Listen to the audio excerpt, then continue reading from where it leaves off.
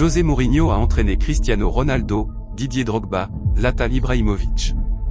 Ce n'est pas quelqu'un qui s'impressionne facilement. Il ne parle pas pour ne rien dire. Alors, quand après la victoire de son équipe de la Roma contre le Napoli en décembre 2023, Mourinho s'est présenté devant les micros et a déclaré que Llorente avait gagné beaucoup de duels contre un attaquant de classe mondiale comme Victor Osimhen, en le devançant souvent sur le ballon et en le pressant très bien, tout le monde aurait dû s'arrêter et écouter. Mais personne ne l'a fait. Le monde était occupé ailleurs. Il suivait la saga du transfert, la clause libératoire de 130 millions d'euros, les discussions avec la Premier League qui n'aboutissaient pas, la rumeur d'un départ en Arabie Saoudite qui ne s'est jamais concrétisée. Puis, il y a eu cette séquence devenue virale, le compte TikTok du Napoli qui se moque de lui après un pénalty raté, avec une vidéo absurde et une comparaison déplacée. Son image disparaît, ses photos avec le club sont supprimées, son maillot semble presque effacé de l'histoire récente. Tout le monde regardait un joueur qu'il pensait en train de s'effondrer. Personne n'écoutait celui qui venait de l'affronter et qui expliquait précisément quel genre de problème il représentait. Aujourd'hui, regardez où nous en sommes. 7 buts et 3 passes décisives en 9 matchs de Ligue des Champions. Un triplé à Amsterdam contre l'Ajax. Un but en prolongation pour éliminer la Juventus. Et puis ce détail presque parfait, presque ironique, lors du derby d'Istanbul entre Galatasaray et Fenerbahçe, le club entraîné par José Mourinho, Victor Osimhen a marqué. Mourinho, debout dans sa zone technique, regardait la scène.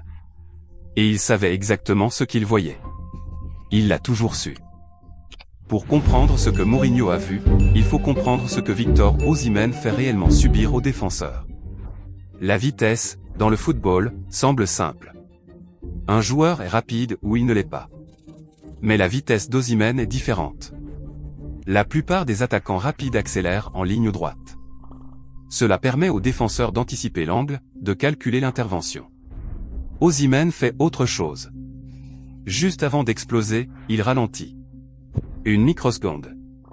Une pause presque invisible. Mais suffisante pour forcer le défenseur à engager son corps, à déplacer son poids dans une direction. Et au moment exact où cela arrive, Osimhen part dans l'autre sens. C'est pour cela que même des défenseurs de très haut niveau semblent parfois trébucher face à lui. Ce n'est pas seulement qu'il est plus rapide. C'est qu'il gagne la course avant même qu'elle ne commence. Puis vient la finition.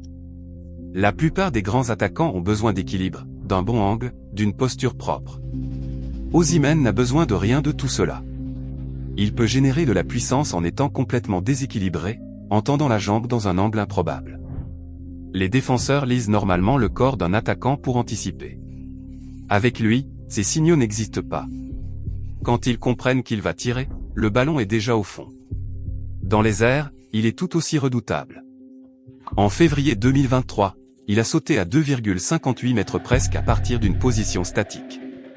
Plus haut que certains des sauts les plus célèbres du football moderne. Mais entouré de plusieurs défenseurs, il trouve un moyen d'exister.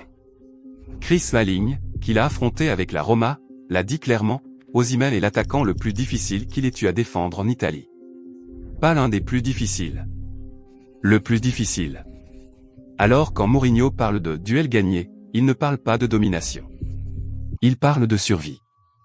Gagner un duel contre Osimhen, c'est simplement réussir à rester à flot pendant 90 minutes.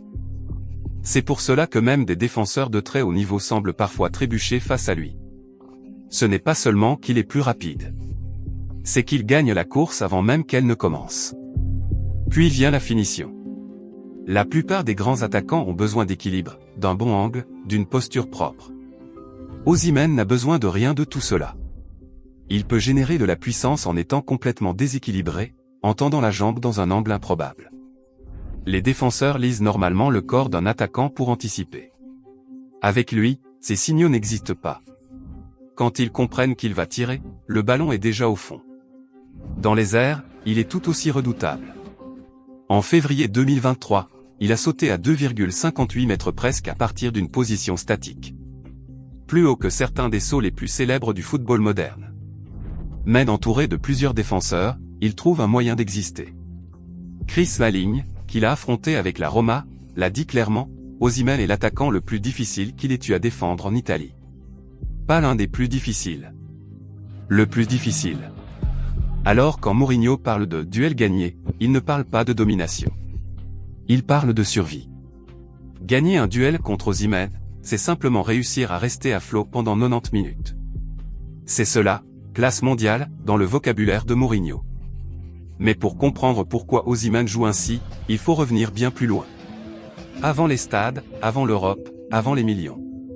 Il a grandi à Lagos, dans un quartier pauvre situé derrière l'une des plus grandes décharges d'Afrique. Des milliers de tonnes de déchets y arrivent chaque jour. Il était le plus jeune d'une famille de 7 enfants. Sa mère est morte alors qu'il était encore enfant. Son père a perdu son emploi. Pour survivre, il vendait de l'eau en sachet et des journaux dans la rue. Ce n'est pas une anecdote destinée à embellir une histoire. C'est l'explication de tout. Le pressing constant. La détermination. Le refus d'abandonner un ballon à la 89e minute. Quand on grandit en se battant pour survivre, la pression d'un match de football devient quelque chose de gérable. En 2015, la Coupe du Monde U17 envoie un premier signal au monde, 10 buts en 7 matchs, souliers d'or, et un trophée avec le Nigeria. Il n'a que 16 ans, mais il ne se contente pas d'être rapide. Il comprend déjà le jeu. Les appels, le timing, les déplacements dans l'angle mort. L'Europe réagit vite. En 2017, il rejoint Wolfsburg. Sur le papier, le saut est parfait. Dans la réalité, 0 but en 16 apparitions. Blessure, contexte difficile, lutte pour le maintien. À 20 ans, l'étiquette de grand talent commence déjà à disparaître. Puis vient le prêt à Charleroi. 20 buts en 36 matchs. Il retrouve le plaisir. Ensuite Lille, en 2019, 18 buts, 1 en Ligue des Champions contre Chelsea. Il ne marque pas seulement. Il déforme les défenses, les étire, les brise par sa verticalité. Naples arrive ensuite avec un transfert record pouvant atteindre 80 millions d'euros. À l'époque, le plus cher pour un joueur africain. Mais le parcours n'est pas linéaire. En novembre 2021, lors d'un match contre l'Inter, il subit une violente collision. Fracture du visage. Opération lourde, plaque métallique, vis, reconstruction. Beaucoup d'attaquants changent après un tel choc. Ils hésitent, protègent leur tête. Osimhen revient encore plus agressif. Saison 2022 à 2023, 26 buts en Série A, meilleur buteur, premier Africain à réaliser cet exploit. Naples est champion d'Italie pour la première fois depuis l'époque de Diego Maradona. Il entre dans le top 10 du Ballon d'Or. Il remporte le Ballon d'Or africain. Et pourtant, quelques mois plus tard, tout semble vaciller. Le pénalty raté, les moqueries publiques, les tensions avec le club, le transfert qui n'arrive pas Naples les cartes. Message clair, on passe à autre chose. Pour beaucoup de joueurs, c'est le moment où tout se casse. Pas pour lui. Il arrive à Istanbul. Accueil de superstar. Fumigène, foule immense, pression immédiate. À Galatasaray, il n'y a pas de période d'adaptation. Tu es attendu, jugé, testé dès la première minute. Il répond immédiatement. Des buts, encore des buts. En championnat, en coupe, en Europe. 37 buts sur la saison, un titre de champion de Turquie, une finale décisive. Puis un transfert définitif à 75 millions d'euros. Le plus important de l'histoire du football turc. Ce n'était pas une solution de secours. C'était une déclaration. Et cette saison, la Ligue des Champions devient la scène parfaite pour confirmer ce que Mourinho avait vu. Barrage contre la Juventus. Score cumulé serré. Prolongation. À la 105e minute, dans un moment où la fatigue domine, Osimhen trouve l'espace et marque. Froid, précis. Qualification. Puis la phase de Ligue, 7 buts, 3 passes décisives. Contre Bode, Glimt, 2 buts en profitant de la moindre erreur. Contre l'Ajax, un triplé. Et ces pénaltys ne sont pas de simples actions. Ils sont provoqués. Forcés. Les défenseurs paniquent, lèvent les bras, prennent des décisions en une fraction de seconde. C'est exactement ce que Mourinho décrivait. Pas seulement les buts qu'il marque. Les buts qu'il crée en poussant les défenseurs à la faute. S'ils sortent, ils pivotent. S'ils reculent, ils attaquent. S'ils vont au duel, ils se battent sans relâche. Il n'y a pas de bonne solution. Et puis, Comme un dernier clin d'œil de l'histoire, le derby d'Istanbul. Galatasaray contre Fenerbahçe. Mourinho sur le banc adverse. L'homme qui l'avait averti, qui l'avait compris avant tout le monde. Osimhen marque. Il célèbre. Il gagne. Mourinho regarde. Et comprend. Le fil conducteur de toute cette histoire est simple, plus la pression est grande, plus Victor Osimhen devient dangereux. La plupart des attaquants ont besoin de conditions idéales. Lui a besoin d'une seule chose, une erreur. Une hésitation. Un déséquilibre. Un instant. Il vendait de l'eau dans les rues de Lagos. Il n'a pas marqué à Wolfsburg.